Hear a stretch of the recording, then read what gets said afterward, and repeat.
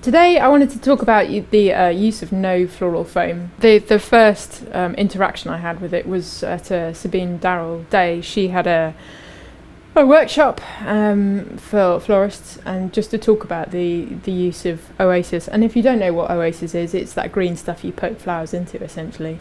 She wanted to talk about the improving our ability to not use it, to look at the damage that it causes, and how can we get around that. I guess in the floristry world, if you go back to people like Constance Spry, she was using stuff like chicken wire and moss. She didn't have Oasis, I don't think, to start her floristry journey. So she had mechanics and ways that allowed her to create some incredible arrangements. You know, she was an inspirational sort of florist. But yeah, going back to this sort of Sabine Darrell day, so we looked at her. Sabine talked through different ideas. She talked through organisations that she's approached. She's done a lot of research about it, which is really great. And I think for me that was the starting point of thinking, actually, is this important? Is this something I need to think about? I'm not a massive florist. I don't do huge, great weddings, but I do use a lot of Oasis in my wedding work. So I have begun to think, actually, are there ways that I can minimise the use of that stuff? Because how long Oasis takes to break down is quite incredible. So that was my starting point, and I realise as I go along that this is something I think that I need to start becoming a bit more intentional about, because if I'm not, then I won't do it. So the first thing I did was create some archways I had to do for a wedding last year, and I didn't want to use Oasis.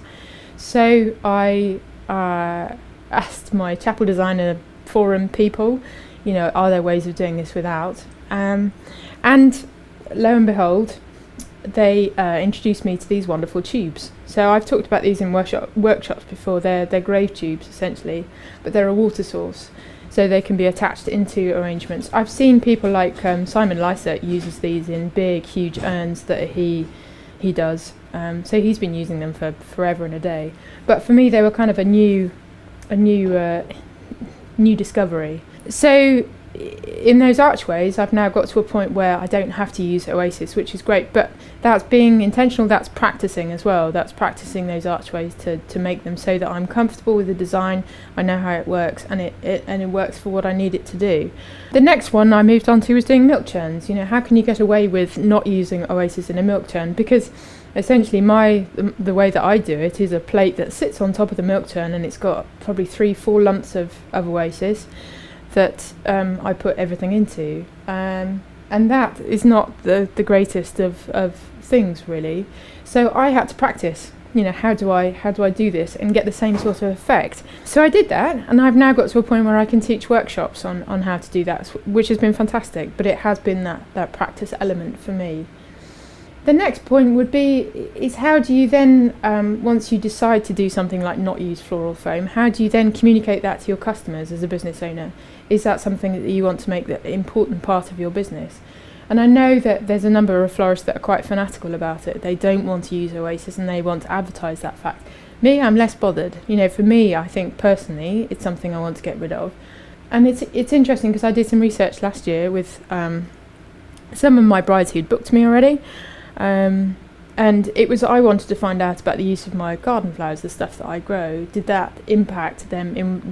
Was that a reason as to why they chose to book me? And it was fascinating. So I talked to about 10 brides, and pretty much, 7 or 8 of them said, yeah, absolutely, I loved the fact that you had the garden. You know, that really sold it to me. But then I looked at what flowers they had, and they didn't have any garden flowers. But it was the idea of the fact that I grow flowers that really they loved. You know, they loved that my garden is, 30 metres that way, that it's part of my ethos. And so that made me think again, you know, me not using Oasis, is that something I need to talk to my customers about? Is it something I need to make them aware of? And I'm beginning to think, actually, yes, that is something I want to talk about, but not in an over the top sort of way. It just needs to become a bit more natural in you know, as part of my business. So I think probably the points would be, go and listen, go and talk to people who have more expertise in this, look at what they're doing, try and learn from their mechanics, and then decide if that's something you want to do. Be intentional about it. So go practice, go look at what designs you use in your wedding work and go and practice them using with no oasis and see if you can get the right mechanics. I've had a few cock-ups, I've tried a couple of designs, created some sort of mesh box type things, and they didn't work. I'm finding them hard to kind of get the right effect.